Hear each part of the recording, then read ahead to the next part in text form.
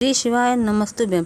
छत्तीसगढ़ राज्य के भिलाई में गुरुजी पंडित प्रदीप मिश्रा जी के द्वारा श्री श्रावण शिव महापुराण कथा शुरू हो गई है।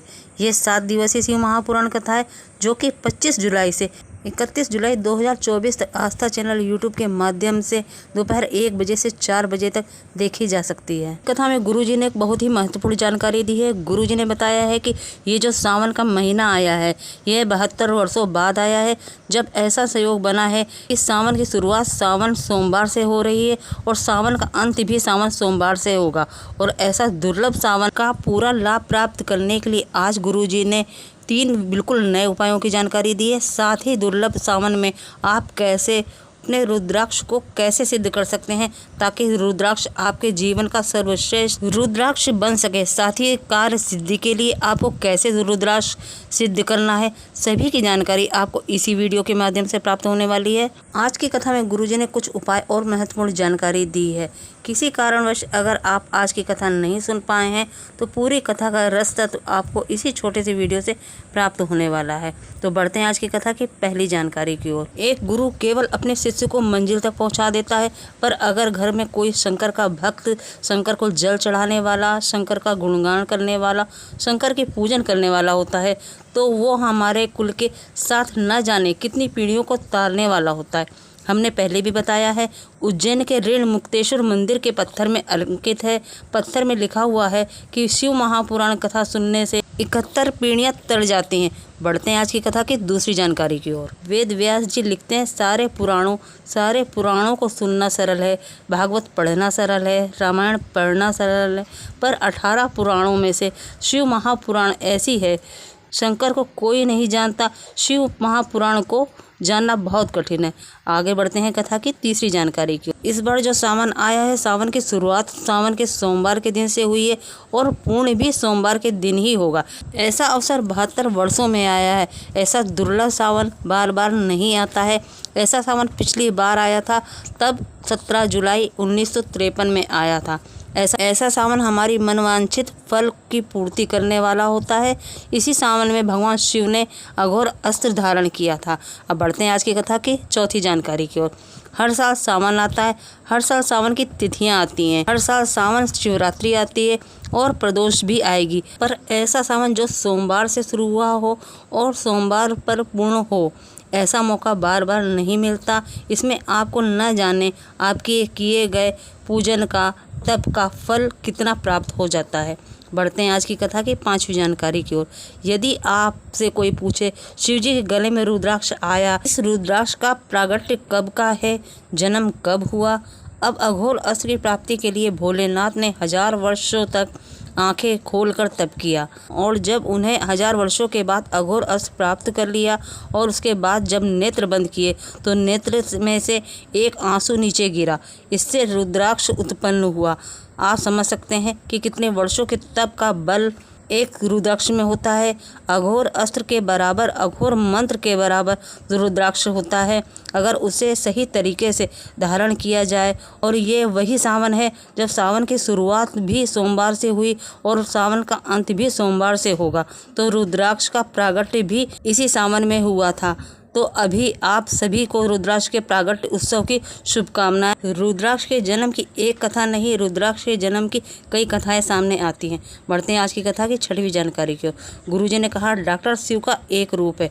आपको डॉक्टर के पास जाना है, टेस्ट कराना है, जैसा डॉक्टर कहे वैसा करना है। साथ ही दवाइयाँ आपको कुंदकेश्वर महादेव का नाम लेते हुए खाइए। डॉक्टर और शिव पर विश्वास रखिए। कितनी ही बड़ी बीमारी क्यों ना हो, उससे आपको निश्चित ही मुक्ति मिल जाएगी। बढ़ते हैं आज की कथा की 7वीं जानकारी की ओर। दुनिया के सबसे बड़ा तप कौन सा है, दुनिया का सबसे बड़ा आभूषण कौन सा है?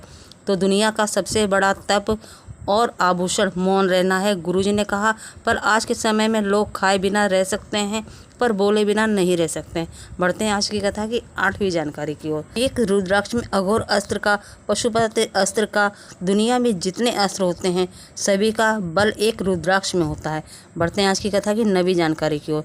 आज की कथा में एक नए उपाय की जानकारी दी है, वो इस प्रकार है। कितनी भी बड़ी बीमारी क्यों ना हो, कितना ही बड़ा रोग क्यों ना हो, डॉक्टर से इलाज कराइए। पर शिवलिंग पर माता अशोक सुंदरी के स्थान पर अपना हाथ रखते हुए श्री शिवाय नमस्तुभ्यम नमस्तुभ्यम बोलते हुए या पंचाक्षर मंत्र बोलते हुए शिवलिंग के ऊपर चढ़ी हुई एक बेलपत्र को प्राप्त कर लीजिए और उस बेलपत्र को शिवलिंग का जल जहाँ से गिरता है, मतलब जलाधारी से जो अंतिम छोर होता है, जल नीचे की ओर गिरता है, वहाँ पर आपको उस बेलपत्र को स्पर्श कराते हुए प्राप्त कर लीजिए और उसका आचमन कर लेना है। इसके बाद जांच कराइए, आपको अवश्य आराम मिलेगा। ये विशेष उपाय आपको इसी विशेष सावन में आपको अवश्य करना है। बढ़ते हैं आज की कथा की 10वीं जानकारी। सावन की शिवरात्रि में भूलवश भी अगर आप एक लोटा जल शिवलिंग पर अर्पित कर देते हैं या मुख से श्री शिवाय नमस्तुभ्यम नाम आपके मुख से निकल जाता है तो उसे कुछ नहीं करना पड़ता, करना महादेव को पड़ता है। बढ़ते हैं आज की कथा की 11वीं जानकारी की ओर। 72 वर्षों के बाद करने वाला एक विशेष उपाय की जानकारी देते हुए गुरुजी ने कहा, सिर्फ और सिर्फ इसी सावन के महीने में इस उपाय को करना है। इस उपाय के लिए आपको 4 मुखी रुद्राक्ष चाहिए होंगे, 5 मुखी रुद्राक्ष 3 चाहिए और 6 मुखी रुद्राक्ष 3 चाहिए। ऐसा करके आपको 9 रुद्राक्ष ले लेना है। इनके बीच में सवा गांठ लगाई जाती है, फिर रुद्राक्ष डाला जाता है। भगवान शंकर के मंदिर में जाकर शिवलिंग के पास में रख के रुद्राक्ष में 7 लोटा जल, फिर 5 बार दूध और 2 बार घृत का लेप कर देते हैं और उस माला को हम बेलपत्र के पेड़ के नीचे जाकर और वहां बैठकर धारण कर लेते हैं। तो दुनिया में कोई ऐसा कार्य नहीं होता जो तुमसे ना हो पाए, इतना बल आ जाता है उस रुद्राक्ष की माला में। पर ये उपाय सिर्फ और सिर्फ इसी सावन में ही किया जाता है, जिसमें शुरुआत में सोमवार का दिन हो और अंत में भी सोमवार का दिन। ये विशेष संयोग जो 72 साल के बाद आया है, इस उपाय को आप सिर्फ 72 साल बाद करने का ये खास मौका आपको मिला है। अन्य किसी भी दिन आप इस उपाय को नहीं कर सकते हैं। जो माला है आप शिवरात्रि के दिन कर सकते हैं इस उपाय को, या प्रदोष के दिन या पूर्णिमा के दिन या सोमवार के दिन कर सकते हैं। बढ़ते हैं आज की कथा की 12वीं जानकारी। अब बढ़ते हैं अंतिम उपाय की ओर। ये उपाय गुरुजी ने बताया, ये उपाय भी सिर्फ और सिर्फ सावन में ही किया जाता है, जिसमें सावन की शुरुआत और अंत में सोमवार हो। अर्थात आपको ये उपाय करने का मौका 72 वर्षों के बाद मिल रहा है और ये उपाय आपको सावन में ही करना है। अगर आपके पास रुद्राक्ष है, आपके पास जो भी रुद्राक्ष है, चाहे आपके पास सीहोर कुबेश्वर धाम का रुद्राक्ष हो या अन्य कोई रुद्राक्ष हो, तो इस सावन के महीने में ही सिद्ध कीजिएगा। उपाय आप सावन की कौन कौन सी तिथियों में कर सकते हैं, पहले आप वो समझ लीजिए। अमावस्या के तिथि में आप इस उपाय को कर सकते हैं, या पूर्णिमा के दिन आप रुद्राक्ष को सिद्ध कर सकते हैं, या प्रदोष के दिन, या शिवरात्रि के दिन, या अष्टमी की तिथि में, या 14 की तिथि में, या त्रयोदशी में आप इस उपाय को कर सकते हैं। मतलब रुद्राक्ष सिद्ध कर सकते हैं। उपाय कैसे करना है उसे ध्यान से समझ लीजिए। रुद्राक्ष को आपको एक कटोरी में रख लेना है और फिर उसके बाद आपको 7 बार जल उस रुद्राक्ष पर अर्पित कर देना है। उसके बाद 5 बार दूध आपको उस रुद्राक्ष पर चढ़ाना है। इसके बाद 2 बार गाय का घी आपको चढ़ा देना है। इसके बाद जो धूप बत्ती होती है उसको आपको उसमें देना है, मतलब आपको धूप बत्ती से सिद्ध कर देना है और श्री शिवाय नमस्तुभ्यम बोलते हुए अपने पास रख लेना है। अगर धारण करते हैं तो धारण कर लो, या उसे पूजन के स्थान पर रखते हो तो उसे रख दो। वो रुद्राक्ष हमारे जीवन का सबसे सर्वश्रेष्ठ रुद्राक्ष होता है, जो हमारे जीवन का कल्याण करने वाला होता है, कार्य में सफलता प्रदान करने वाला होता है। और इसीलिए अभी हम इस सावन में सीहोर कुबेश्वर धाम के रुद्राक्ष का जो रोज अभिषेक करते हैं, वहाँ पर भी ये क्रम चल रहा है। वीडियो जरा भी उपयोगी लगे तो वीडियो को लाइक करिएगा, शेयर करिएगा। चैनल पर नए आए हैं तो सब्सक्राइब कर लीजिए। श्री शिवाय नमस्तुभ्यम।